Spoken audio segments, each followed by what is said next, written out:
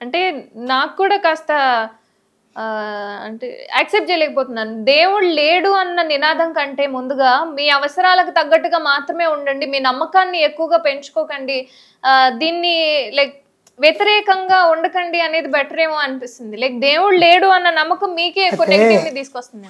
చెల్లమ్మ, జన విజ్ఞాన వేదిక అని ఒక గొప్ప సంఘం ఉంది. చెకుముకి వాళ్ళు విజ్ఞానాన్ని విపరీతంగా ప్రచారం చేస్తారు. మంచిదే కదా, వాళ్ళు దేవుడు లేడు అని ప్రచారం చెయ్యరు. ముఖ్య నాయకులు దేవుడిని నమ్మరు. చాలా మంది, కొంతమంది దేవుడిని నమ్మే వాళ్ళు కూడా ఉంటారు. నమ్మే వాళ్ళందరికీ కూడా జ్ఞానం పంచుతూ ఉంటారు. అక్కడ వాళ్ళతో ఏం గొడవ లేదు కదా, అందరూ అందులో చేరండి. అవునన్నా, జన విజ్ఞాన వేదిక వాళ్ళు ఏంటి అంటే దేవుడు లేడు అన్నది వాళ్ళ నినాదం కాదు, నువ్వు దేవుడు మూఢ నమ్మకాలని నమ్మొద్దు అనేది వాళ్ళ నినాదం. మరి నువ్వు వాళ్ళ జాయిన్ కా తల్లి. అదే నేనేమంటున్నా, కేవలం మూఢనమ్మకాల మీదనే పనిచేస్తాను, బైనరేజ్ దేవుడు లేడు అంటున్నాడు కాబట్టి నా సంఘంలో చేరకండి. దేవుడు లేడనే క్లారిటీ వచ్చిన వాళ్ళు నా సంఘంలో చేరండి. దేవుడు ఉన్నాడు, మూఢనమ్మకాలు వద్దనుకున్న వాళ్ళు జన విజ్ఞాన వేదిక చేరండి.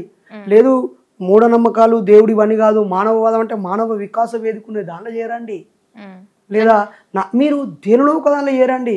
లేదా భక్తులుగా చేరి భజనలలో చేసి భక్తులందరూ కూర్చుని ఒక గంట సేపు దేవుడికి భజన చేద్దాము, మిగతా 2 గంటలు మనం మన ప్రజలు ఎదుర్కొనే సమస్యల గురించి మాట్లాడుకుందాం అనండి.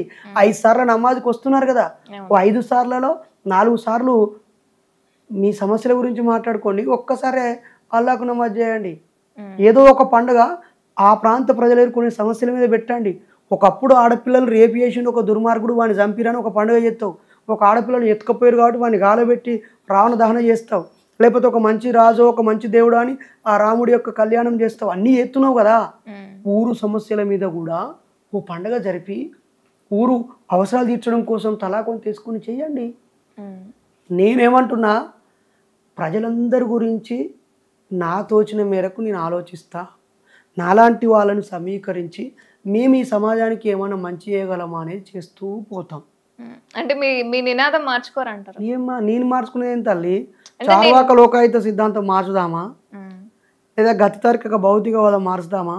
భగత్ సింగ్కు ఉరితాడు మెడకు పెట్టి ఏ మిస్టర్ భగత్ సింగ్ నీకు నచ్చిన దేవుణ్ణి మొక్కుకోపో అంటారు. అప్పుడు ఆయన ఏమంటాడు, ఇంక్విలాబ్ జిందాబాద్, విప్లవం వర్ధిల్లాలి. విప్లవం అంటే మార్పు, మార్పు అంటే ఇంతకాలం కొనసాగిన చాదస్తాన్ని వదిలేసి కొత్త దారిలో వెళ్ళడం మార్పు. కాబట్టి నేను నాస్తికుని, దేవుణ్ణి నమ్మను. నేనెందుకు నాస్తికుని అయ్యాననే పుస్తకం రాశాడు. మార్చి ఇవాళ 1వ తారీఖు మార్చి మీకు ఇంటర్వ్యూ ఇస్తున్నాను. మీరు ఈ 3-4 రోజులలో దీన్ని టెలికాస్ట్ చేస్తారు. మార్చి 23 ఈ దేశం కోసం నవ యవ్వనంలో ఉన్నటువంటి భగత్ సింగ్, రాజ్గురు, సుఖదేవులు ప్రాణాలు వదిలిన గొప్ప స్నేహితులు.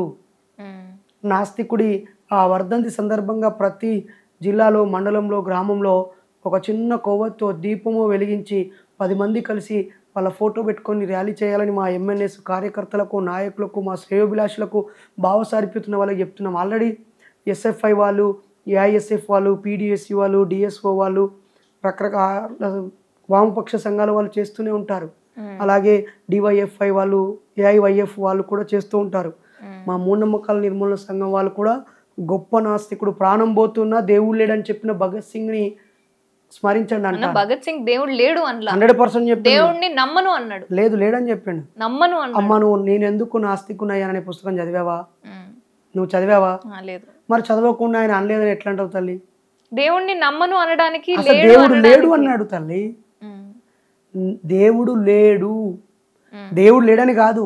సమాజ మార్పు కోరేవారు, చైతన్యం కోరేవారు, ప్రగతి కాముకులందరూ అభూత శక్తులను, వ్యక్తులను, దైవాలను విశ్వసించకూడదు అన్నాడు. బాబాసాహెబ్ అంబేద్కర్ కూడా దేవుడు లేడని చెప్పాడు. ఇంకేం కావాలి రెఫరెన్స్? ఆయన రైటింగ్స్ చదివితే కదా, ఆయన ఏం చెప్పిండో చూస్తే కదా. ఆయన 22 సూత్రాలలో 22 ప్రతిజ్ఞలు చేశాడు. అక్టోబరు 14 దసరా పండుగ రోజు, దసరా పండుగ కాదు, విజయదశమి అంటే అశోకుడు బౌద్ధాన్ని స్వీకరించిన రోజు, ధమ్మ పరివర్తన దినం, నాగపూర్ 1956లో. ఆయన 4 బలమైన 22లో 4 ఏముంటాయి తెలుసా? ఫస్ట్, నేను బ్రహ్మ విష్ణు మహేశ్వరులను దేవులుగా అంగీకరించను, పూజించను. నేను రాముణ్ణి, కృష్ణుణ్ణి దేవులుగా అంగీకరించను, పూజించను. నేను గౌరీ గణపతిని దేవులుగా అంగీకరించను, పూజించను. లాస్ట్ది, నేను ఏ దేవీ దేవతలను అంటే అల్లాను కానీ యేసు ప్రభువును కానీ దేవులుగా అంగీకరించను పూజించను. 5వది నేను బుద్ధిని కూడా దేవునిగా అంగీకరించను పూజించను అని చెప్తాడు.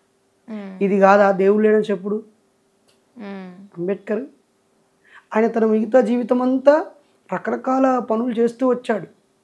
చివరి చనిపోవడానికి 2 నెలల ముందు ఈ విషయం రాసి సంతకం పెట్టి 5-6 లక్షల మందితో ప్రతిజ్ఞ చేయించిపోయాడు. కరల్ మార్క్స్ తెలియని వాడు ఉంటాడా? మతం మత్తుమందు లాంటిది అని చెప్పాడు. దేవుడు దోపిడి బొమ్మంబర్స్ లాంటివి అన్నాడు. గతి తార్కిక భౌతికవాదం అనే పుస్తకం రాశాడు మార్క్స్ అండ్ ఎంగెల్స్ కలిసి. అది చదివితే మనకి ఏం చెప్పారు, ఈ భౌతికవాదం ఏం చెప్తుంది అనేది తెలుస్తుంది.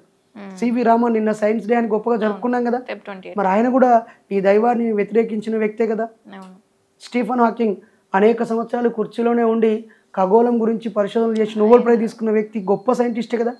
ఆయన దేవుడు అని చెప్పాడు కదా. ఆల్బర్ట్ ఐన్స్టీన్ ఆయన ఒక పేపర్ మీద రాసి సంతకం పెడతాడు. God is a creation of human weakness.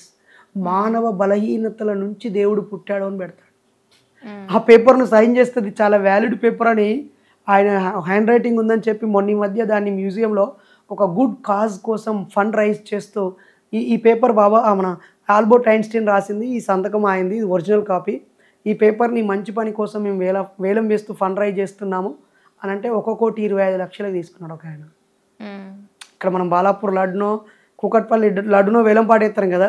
అర్థమైంది. అంటే అంతటి మహానుభావులు అవి రాతలు కానీ ఇప్పటికీ మనం గాంధీ గారి కళ్ళజోడు అని అంటే కొంచెంసేపు ఆగి చూస్తామా లేదా? భగత్ సింగ్ పెట్టుకున్న తుపాకీ అంటే కాస్త చూస్తామా లేదా? లేదా ఇది బాబాసాహెబ్ అంబేద్కర్ పట్టుకున్న ఊతకర్ర అంటే మనం అరే అని చూసి మ్యూజియంకి వెళ్ళామనుకో, అంబేద్కర్ పూణే కానీ ముంబై కానీ వాళ్ళ వస్తువులు చూసినప్పుడు కాస్త ఒక క్యూరియాసిటీ ఉంటుంది.